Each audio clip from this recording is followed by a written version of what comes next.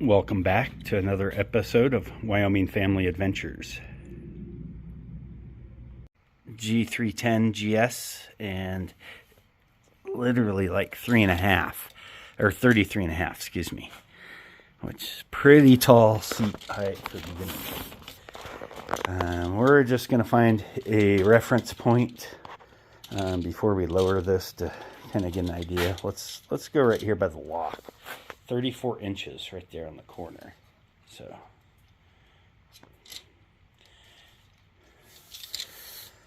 that's our reference point before lowering.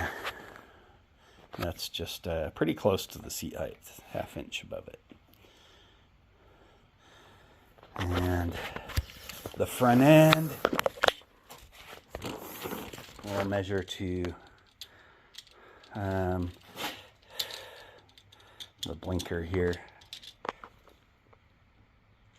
Front end is at 39.5 to the blinker. So, and the reason we want to take those initial measurements is to make sure that we are dropping the front and rear equally to keep the geometry of the bike the same, so it doesn't disproportionately affect the handling. This is our lowering link we're going to stick on the rear.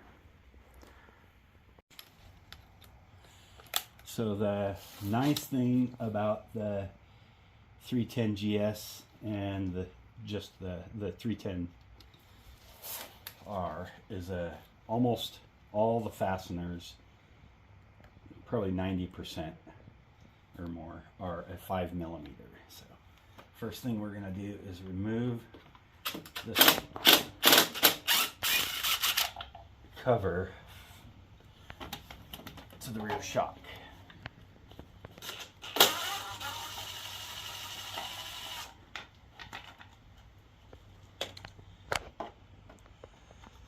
Comes off just like that, and we're going to just set these aside for now.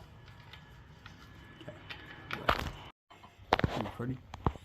Okay, so down here for the lower mount bolt on the shock, it's an 8mm Allen, and you'll probably need a breaker bar on that. So I used my floor jack handle, which wonders for seized bolts and stuff, and that makes easy work of breaking it loose.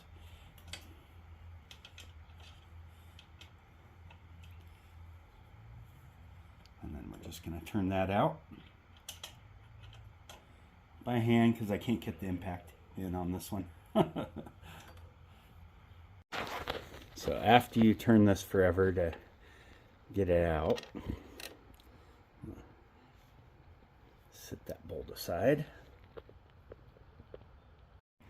So there's going to be a sleeve here that you might have to push in a little bit. You can see right here. So you might have to push that in through the bolt hole to get the shock to pop out. But once that's, you can see that sleeve. Once you get that pushed in the right position, there is another sleeve that sits into here around the bolt that you can pull out and set aside. You can see that, this right here. So you can either leave that there or just set it aside. We're just going to set it aside. So you're going to lift the shock out of the way and just slip the lowering link in just like that. And you go let the shock down a little bit, and that will hold it in place for the moment. And then the factory bolt we're going to put back, right back where it was, I believe.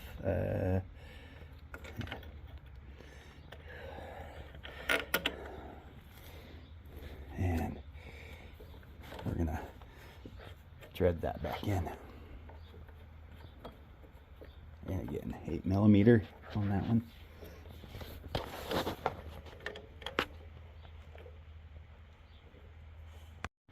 Yeah, don't forget to put the sleeve back on. And yeah, I'm just going to tighten that back in and torque it down.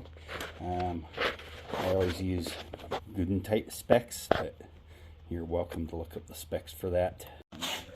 Okay, recording. So now we need to lower the bike on the jack more to bring the swing arm up and line this up with lowering link. Okay, pause it. Ready? So just trying to lower that down to where it's going to line up with the hole. About right there. I got it right. And I added a washer because this setup only came with one washer to go on the lock nut side. So I added another one on the other side. There's plenty of room for it on the length of the bolt. So let's see if we can get that in there. I need to go down a hair more.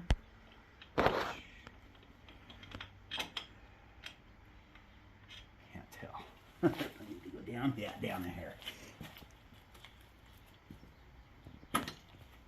Hopefully that's not too much. But let's see. There we go. Just right.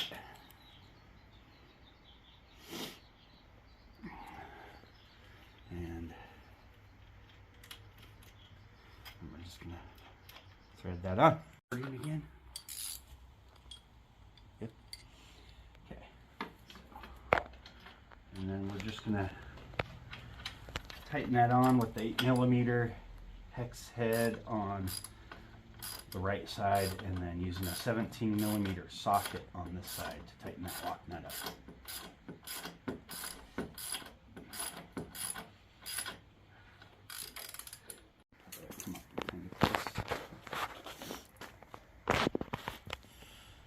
Good. Okay, so next we're going to put these spacers on for the mudguard, and we got these taper head screws that go in. It's pretty obvious which side they go in, so the head of the screw sits down into the spacer a little bit. These spacer brackets will go on, and we are going to put blue Loctite on these because we do not want these working their way loose. So, and these little buggers for this kit are going to go on with a 3mm hex head, which, you know, kind of strays away from everything being 5mm on this bike, but you know, unless you're removing the lowering link, that shouldn't matter. You can still, you're going to use the original 5mm bolts to mount the mudguard still, so that's not really going to make a difference.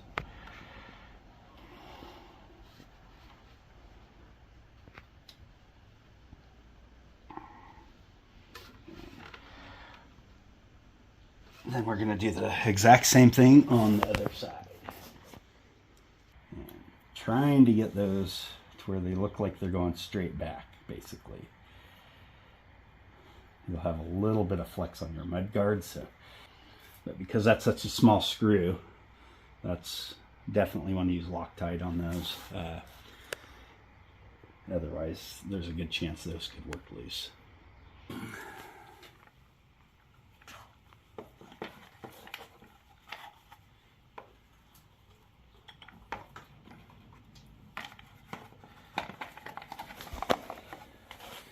Just going to slip that mudguard back in, and if you look up under here, you're going to see that the mudguard's obviously going to be hitting the battery box here, so yeah, it looks like we are going to have to cut that off. The installation kit said to cut it off, but I wanted to wait to see how much we had to cut off, so it looks like about a finger or two. There's another option though, actually, that I think I'm going to go with on this. Let's see if we can just use the heat gun and get this to flex closer to the shock, and rather than cutting off part of the guard. I think that's a better solution. So what we found is that these fine machine threads on these little 5mm screws are just too easy to strip out on those aluminum spacer brackets. So I'm going to a coarse thread screw. It's not going to be a 5mm anymore. It's going to be a 3/8 drive, but can also be removed with a flat head if needed. So these are going to give a lot better bite into that aluminum, and that's just, you know, brackets, but you know, not a big deal. All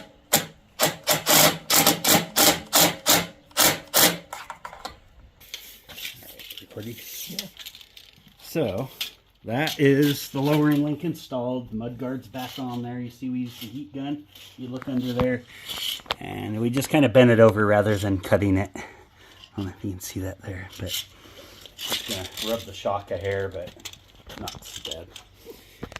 And you can see our lowered height now. Let's get this off the kickstand. And